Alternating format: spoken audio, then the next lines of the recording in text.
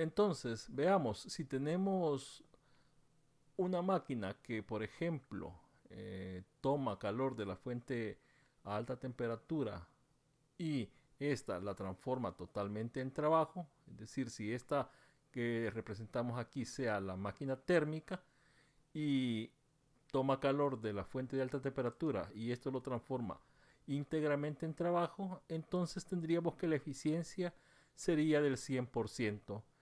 Y esto precisamente es lo que prohíbe la segunda ley de la termodinámica. Veamos qué dice su enunciado.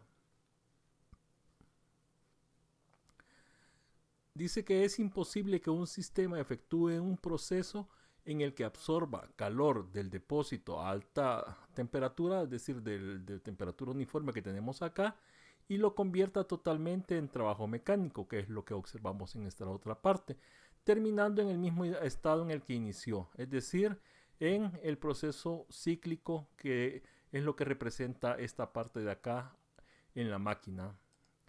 Entonces, lo que me está diciendo este principio es que siempre en el ciclo de las máquinas reales se necesita que cierta parte de la energía termine en el depósito a baja temperatura. Esto es lo que se conoce como el enunciado de Kelvin-Planck para las máquinas térmicas.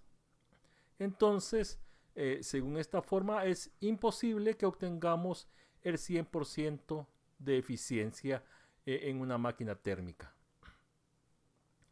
Ahora, si invertimos la dirección del ciclo, es decir, en lugar de hacerlo en sentido horario, lo hacemos en sentido antihorario, obtenemos un refrigerador, que es una máquina térmica que opera en reversa. Es decir, que va a tomar calor de la fuente a baja temperatura y la va a ceder al de alta temperatura. Y eso es lo que sería un refrigerador. Entonces, siempre se sigue cumpliendo esta relación para el caso del calor y el trabajo, que esto viene de la primera ley. Y vamos a definir el coeficiente de rendimiento como el cociente del calor que tomamos de la fuente de baja temperatura entre el trabajo que se invierte en el proceso. Y eso es lo que definiría entonces la eficiencia, el coeficiente de rendimiento. Desde luego, si vemos esto, va a ser mayor que la unidad. Y en el caso de que, por ejemplo, no tuviéramos trabajo, entonces, o el trabajo se va haciendo más pequeño, entonces el coeficiente va tendiendo a infinito. Entonces es lo que tenemos representado en este esquema. Este sería el refrigerador. Entonces toma calor de la fuente fría y lo lleva a la fuente de alta temperatura. Ya sabemos que naturalmente lo que ocurre es a la inversa, es decir, que el calor siempre va del de alta temperatura al de baja temperatura, pero se puede hacer que vaya del de baja al de alta siempre y cuando hagamos cierto trabajo, que es lo que estamos representando en este esquema. Desde luego, en el caso del refrigerador, como habíamos dicho, es en sentido antihorario el ciclo, como observamos acá. Y esto lleva a la formulación de la segunda ley de la termodinámica en el formato de Clausius, que me dice este enunciado. Dice que en un proceso cíclico no es posible que fluya calor de un cuerpo a otro a mayor temperatura sin que exista algún otro cambio.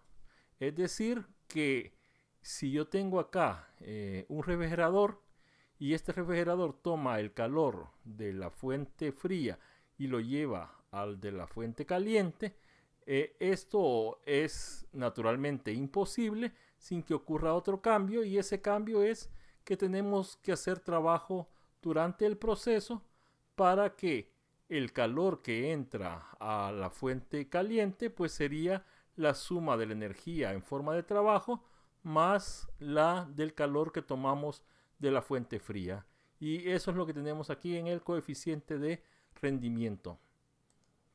Ahora bien, aunque los dos enunciados que hemos hecho, uno es para máquinas térmicas y la otra es para un refrigerador, resulta que si existe uno, entonces eso va a implicar que se viole el otro principio. En este caso, por ejemplo, si tenemos, por ejemplo, un refrigerador que es un refrigerador perfecto, es decir, que toma calor de la fuente fría y la lleva a la fuente caliente sin ningún otro efecto como el trabajo, entonces eso implicaría que también se podría construir una máquina con una eficiencia del 100%.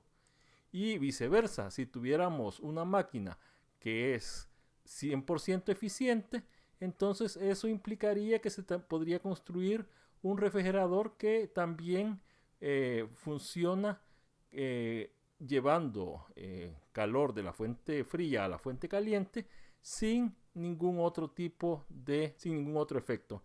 Entonces, esto implica de que ambos enunciados son totalmente equivalentes y violar uno implica violar el otro. Por lo tanto, ambos están diciéndome en el fondo la misma cosa. Veamos un ejemplo. Dice un refrigerador doméstico cuyo coeficiente de rendimiento K es de 4.7 extrae calor de la cámara de enfriamiento a 250 joules por ciclo. El literal A me dice cuánto trabajo por ciclo se requiere para operar el refrigerador. El literal B, cuánto calor por ciclo se descarga a la habitación, la cual constituye el depósito de alta temperatura del refrigerador. Veamos entonces el literal A. Ya sabemos que por definición tenemos que K es esto.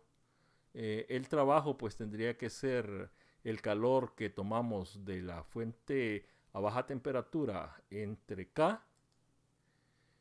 Ya sabemos que en este caso pues ese calor es por ciclo de 250 joules, me están diciendo, y K vale 4.7. Al hacer el cociente esto me da 53 joules. Entonces eso significa que tenemos que hacer un trabajo de 53 joules para que tengamos, para que podamos extraer esta cantidad de energía en forma de calor. Ahora, literal B, tenemos que ya sabemos que por la primera ley el trabajo es la diferencia entre Q sub H menos Q sub C. De ahí despejamos Q sub H, que sería el trabajo más Q sub C. Y claro, estos ya los conocemos. Este lo acabamos de encontrar que sería 53 joules y este serían los 250 joules. Entonces tendríamos que al final el calor que saldría a la fuente caliente sería de 303 joules. Aquí está claro entonces de que se extrae esta cantidad de la fuente fría, pero tenemos que hacer este trabajo y la suma de ambos es lo que saldría a la fuente caliente. Entonces esto lo que demuestra es que solo tenemos que, en este caso, invertir 53 joules para sacar 250 joules de energía en forma de calor de la fuente fría. Así que resulta mucho más rentable tener un refrigerador que una máquina térmica.